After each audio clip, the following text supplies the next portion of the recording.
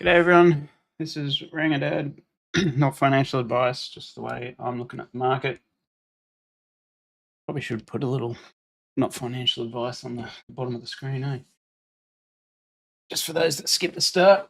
All right, we had a decent day today, very choppy. Probably didn't pull back as much as I had hoped, but that's a good thing for the bulls. Because it just shows how much buying pressure there is at the moment. There's still a lot of interest in here, and you want that if you're going to push through to the all-time high. But it's just a matter of whether is it retail, are the big guys going to dump on it, take their profits, or just move the move the price back into an area where they're happy to buy it back up again. That's what market makers do. They try and move the price to levels where people are willing to transact.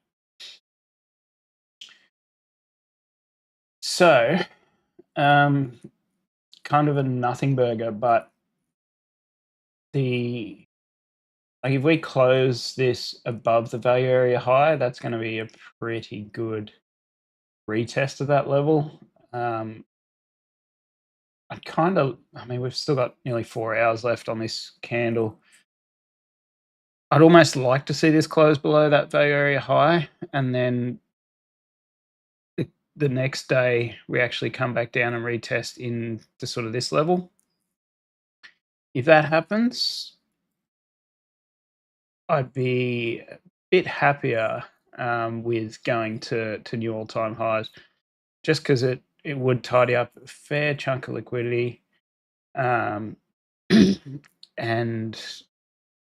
gets rid of a decent volume wick and the vector candle here. So that's kind of what I'm expecting to happen still. I still think this will play out, but to be honest with you, when we look on the shorter time frames, this choppiness, a lot of wicks to the downside, all the dips are getting bought up pretty hard. One thing though is the volume tonight in the US has been pretty lackluster compared to some of the volume that we've seen when it has pumped. So that's sort of something to keep in mind. It's more than what we had sort of through here, but it's lowish volume today.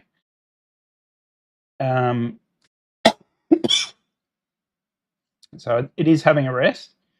It's just a matter of whether that rest continues for another day or not, or whether the bears can actually get control and bring it back down a little bit more. We are at a fairly highly traded volume area as well. So it is struggling to get down below this little peak in here. We'll just see if it can keep coming down. But at the moment, certainly my indicators are still leaning towards the downside. But this little close here will be interesting. If this candle closes above the 200, I'm actually going to stop out some of my shorts. And yes, I did say yesterday I wasn't going to run them overnight, but I actually took profit and set stop losses at better than break even before I went to bed last night. So nothing to really worry about. But yeah, it's tried pretty hard to get through that 200 EMA on the 15-minute, which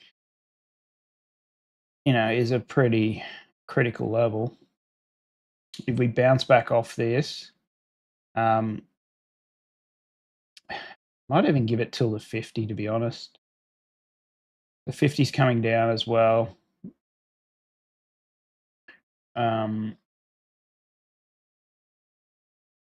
Yeah, if it closes above the 50, then I'll probably get out of those shorts.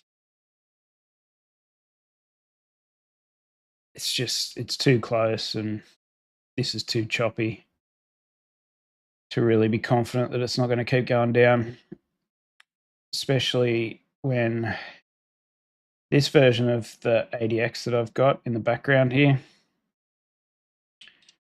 Let's get rid of these.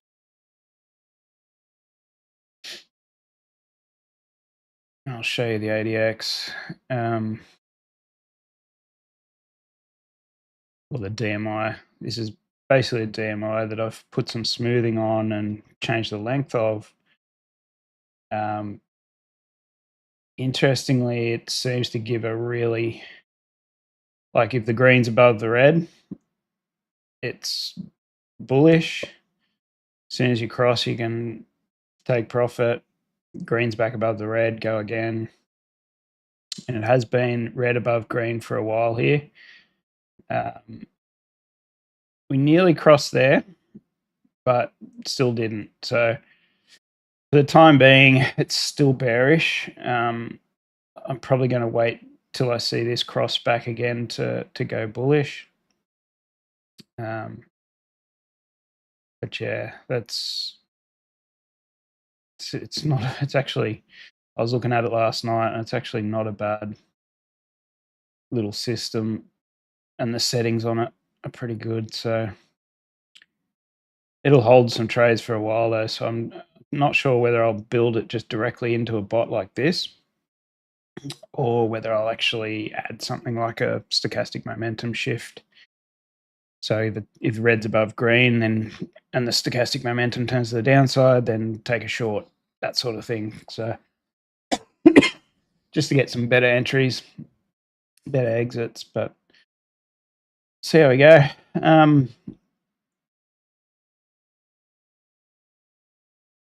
But yeah, that looks very promising and pretty easy to code too. So I'm going to be doing that in the next few days. All right. Just so you know, that's on a 25 period for the DMI, I think. Yeah, DMI length's 25, but I do have smoothing on it as well.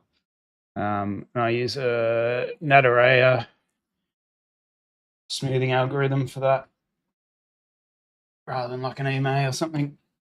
I just tend to find it works a bit better for some reason. I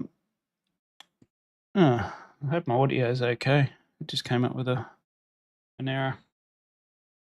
All right. So basically, the crux of it is still bearish for the time being. Looking for pullbacks potentially into that 64,400 level. I've actually got a take profit set on my shorts of 64,400, 450, I think, just to make sure I get it triggered rather than trying to pick the actual bottom. I did last night as well, or yesterday actually, when Bitcoin was sort of in this region and not really dropping very hard. I noticed that Pepe was. So it was looking a lot more bearish. And when it broke through here, I actually put a short in, just because I figured it was probably going to go the same way that Bitcoin should go. And yeah, that's played out pretty well so far. That's definitely, I think I've got that stopping out just above this red EMA. But yeah, that's another way to look at it in this market. The alts will drop quicker than Bitcoin if Bitcoin's being held up by a lot of buying pressure. Be careful though, the altcoins like this can rip to the upside and take out stop losses and stuff like that. So just make sure you're very sure of it. But yeah, this kind of confirmed what I was thinking for Bitcoin as well, to be honest. You look at the alts, even Sol was a lot more bearish Interesting. It's retesting the 800 EMA here. If Sol breaks away from that, I'd expect Bitcoin to follow, to be honest. All right, so definitely looks like a rollover here. It's just Bitcoin is taking out a lot of liquidity in doing so. And there's been a lot of people going short in here, like hundreds of millions of dollars worth of short liquidations above, but it's still quite a bit to take to the downside as well. So even a rip back up into this level here, it's $50 million worth of shorts there at 67,500 roughly. It wouldn't surprise me if Bitcoin just rips up into that and then pulls to the downside later on today. It could be bouncy too. Like it could actually rip in and take this and come back down. Probably more so just up into that 68.2 again.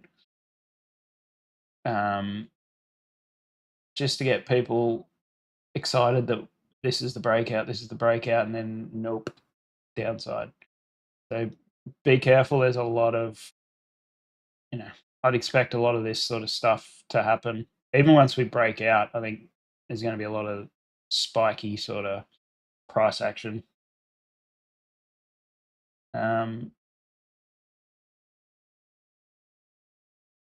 Yeah, I guess that's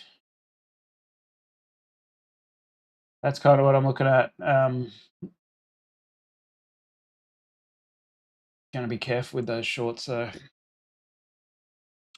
because it does look like it wants to hold this level at the time of this video. Have a quick look at the rest of the market. Oh, okay, that's an interesting candle. So, the fact that this is wicked up and basically reclaimed this vector candle, but it's finishing lower. I'm just going to have a quick look on this chart on the 15-minute. Yeah, this is not looking that good. We've basically recovered all these vectors in here and ripped it back to the downside, recovered this vector to the downside. Looks like the Nasdaq might take a bit of a tumble, to be honest. Very interesting. Very, very interesting.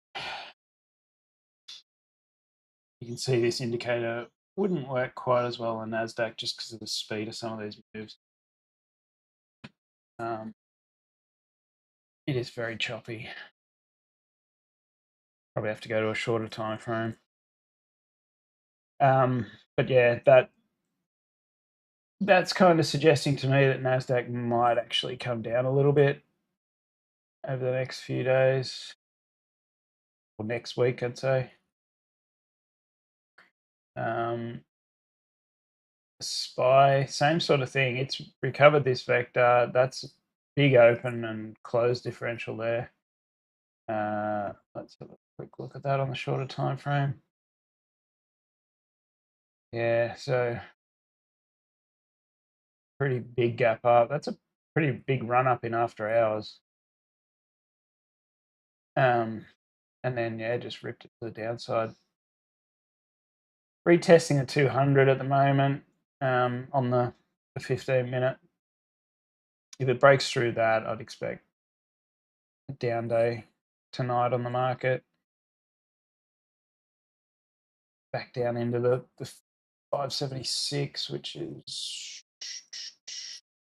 58.50 potentially. That'd be a pretty big low to break too, I think. If it breaks below there, then that could actually be quite nasty. On S&P, that could be the 10% pullback. But geez, I mean, see if there's anything else telling us that there's going to be something nasty happening, because I still lately there hasn't been much suggestion that there's anything particularly wrong. Yeah.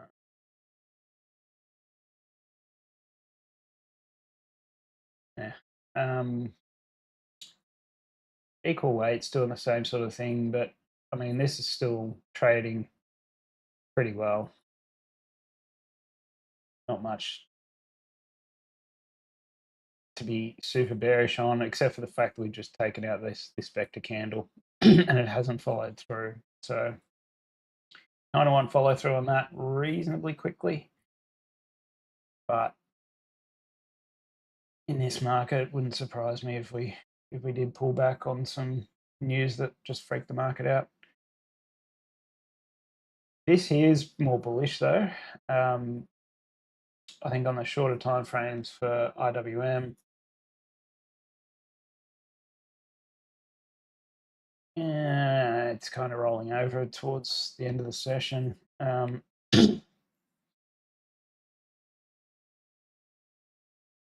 Yeah, I mean, it's come in and reclaimed these vectors in here. Retested the 200 EMA on the 15-minute. It's struggling to get through the 50 EMA, which is a bit of a concern. But it's left a few vectors up here, and you typically won't see it drop too hard without at least coming back up into this level. So at this stage, it looks like just a bit of a retrace to pick up some liquidity. If it breaks below the 2002, let's call it 2270, or even probably this wick here being a a blue vector, you know, it needs to find some support generally in this region. Otherwise, we could tumble, and this could all be related to earnings. I'm not sure. I'm not too worried about that. XLI is struggling a little today, a bit flat. Back to the daily. Yeah, just flat. Not a huge issue with this one yet. Low volume day too. Could be waiting for retail sales numbers, I think. XLY XLP is actually up. So again, that's an interesting scenario. We're not really breaking out of this range yet, but the fact that it's up and the other markets are sort of flat to down, that's a good sign. Some underlying strength there. Regional banking still charging. That's a good sign. ITB, bit flat, rolling over a little. Hasn't broken to a new high yet. Nothing to really be concerned about there. DJR Gold's flat to worry about. Yeah, DJI's really struggling to break through that high as well. But strong day. So retail sales came out shit. That came out good and the market's come down. That's interesting. It beat forecast by a fair bit, which was a lot higher than the previous. I don't know why the market's gone sideways, but it could just be that taking some liquidity and getting ready for the next leg up. Building permits. Don't think that'll move the market too much, but let's see. VIX is coming down still. Have a look at the skew. So skew's pushing up. Again, that's a good sign for the markets, quite bullish. DAX, okay. HSI still looks like it wants to come down a bit further. Still not interested in this one until it's in this region here. Sorry. UK 100. Oh, it's actually had some action. Look out. the UK is alive, but if the UK sort of breaks above 84.20, or 84.25, say, that could be a good thing. This is a pretty long accumulation or distribution. Let's call it there to there. 161 days, half a year of flat. Poor buggers who are trying to just trade this for a living.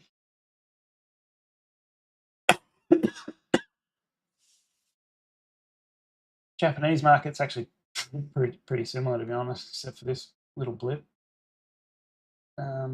Momentum's crossed down here, which is interesting. We did get something similar here, but on a big vector candle. So this might be more of a proper move, given that the vector hasn't come into play.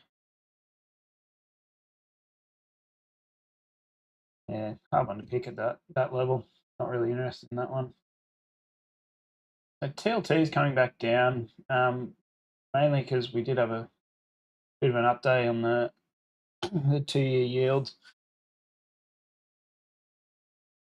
Nah, they're still dog shit, but like at the moment it seems like they're pricing in not as many rate cuts as what they thought originally. So a non-recessionary sort of rate cutting cycle. The 10 years still heading down, which is good for eventual recession. High yield junk's actually come back down a bit, so that's interesting. It's kind of the opposite of the XLY XLP read and the skew read. So it's suggesting this was a proper pullback, but going to keep an eye on this one pretty close because high yield will probably be a bit of a bellwether for the rest of the market. Copper's still sitting in that zone. I thought I pulled that back down into the next one. Just there because that is that top there. I thought it was potentially going to stop in the 0.5 originally, and look, it is holding that level. Somewhere in here, I think it's a good buy still. Be good to have this turn around though. So a bit of an update incoming potentially. Gold, it broke to new all-time highs. We said it looked like it was going to, but in here it looked like it was just taking some liquidity and going back to the downside, but obviously 2 strong days and it's broken out. Not huge volumes though. Those volumes are really quite low. Bigger than the previous day, but quite low. So that's interesting. But BBWP is increasing. Stochastic momentum's the upside. This could actually break 2,700 pretty easily. I'm not gonna take profits on this one until I see turnaround in stochastic momentum. I think. Even then, I'll be looking for relatively short pullbacks, probably into this level to rebuy, I would say. Or I might just leave it and not worry about it. That's a long-term fund, so see if it hits 3,000. Silver, come on, silver. You're supposed to be running harder than gold. Piece of shit. Gold is the favorite at the moment, looks like.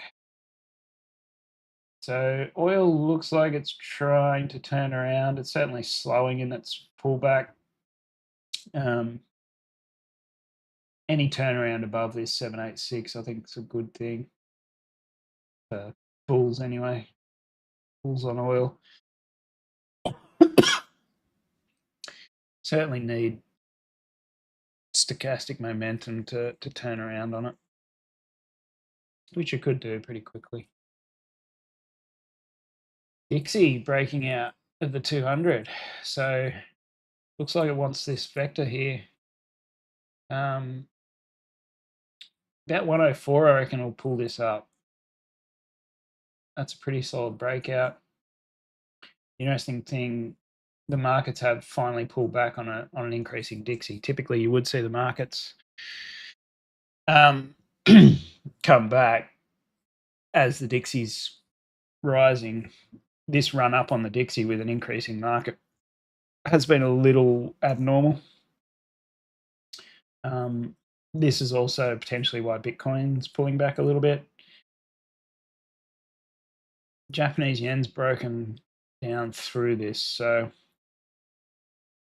might 618 level might be a target here, but that would kind of coincide with the 104, I think, on Dixie.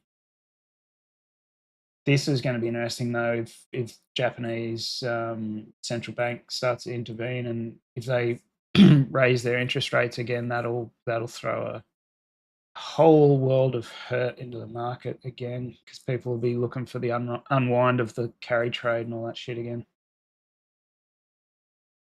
So we broke through both the 200 EMA and SMA on the euro too, so it's coming back down right into this vector. So that will be an interesting level. It could even come back into the 107. Just going to put a array on that.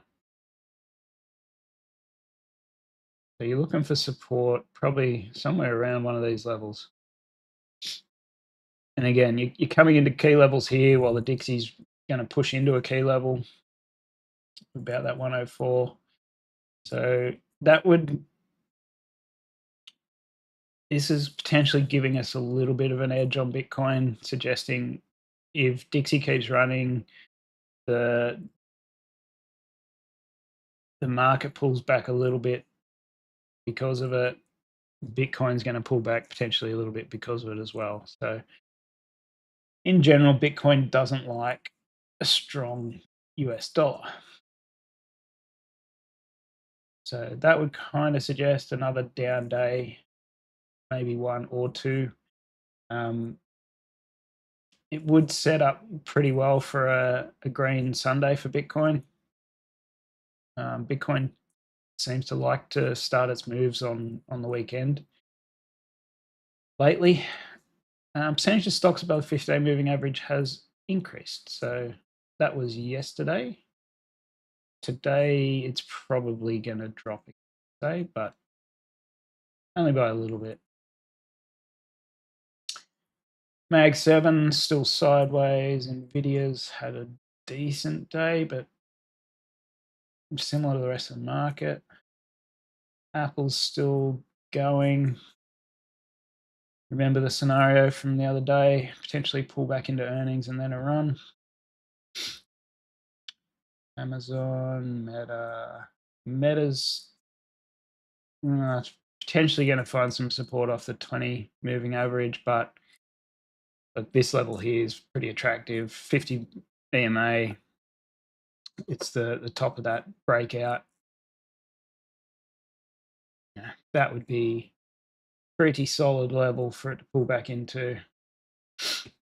What's that percentage wise? From here, you're talking nearly 5%. So we could get a little 5% correction on the market. Have a quick look at what 5% on the market would look like for the SPY. Ooh, that's an interesting one. Back into the 100 EMA, which was a level of support previously. Yeah, I mean, it's doable. I'd actually would hate to see what Bitcoin looks like as that's happening, but just something to keep on the radar. Be a little bit cautious with longs. ASML's looks like it's finding a bit of support here. Now, just wanted to follow up on this one too. Where is it? There we go. Get rid of So again, we had that little pullback like we've had here, which was a little bit earlier than previous though. Typically that's happened after Bitcoin has already started coming down. I guess you got a couple of little pullbacks at the top here and here. And then it just sort of, after a little while, it has a big drop. Didn't really get much of a pullback here, but we've had a decent one here. So yeah, this is suggesting more of a pullback as well to me, just because after this typically happens, we typically see more downside as they're loading up on their longs. Okay.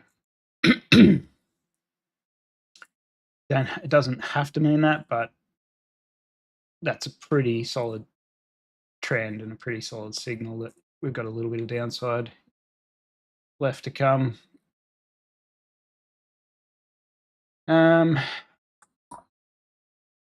Bitcoin dominance is still charging. Have a quick look at ETH. So ETH's still struggling with the bottom of this channel. It will break back into it eventually, but for the time being, ETH's got this vector candle to recover, probably down to 24.75-ish, maybe a little bit lower. But this was certainly our target from a while back. See how it goes. But Bitcoin really, I think it probably will do something like this. 64,400 is definitely a target. Potentially the 63 level as well. 62.5 is, I wouldn't expect it to go much past that. But yeah, a couple of days of downside would be healthy and would kind of align with everything else that's going on at this stage, I believe. What's the target on Sol? So Sol's had a couple of down days already. Sol might actually show us a turnaround in Bitcoin too. It did tend to go harder before Bitcoin did, I think, from memory. Let's do a comparison to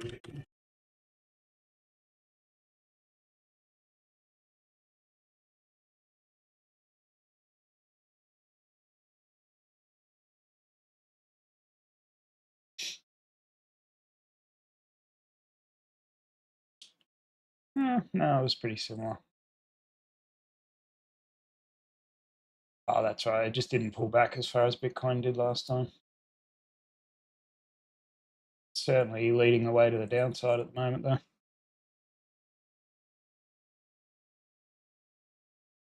All right. That'll probably do it for today, I think. I'll catch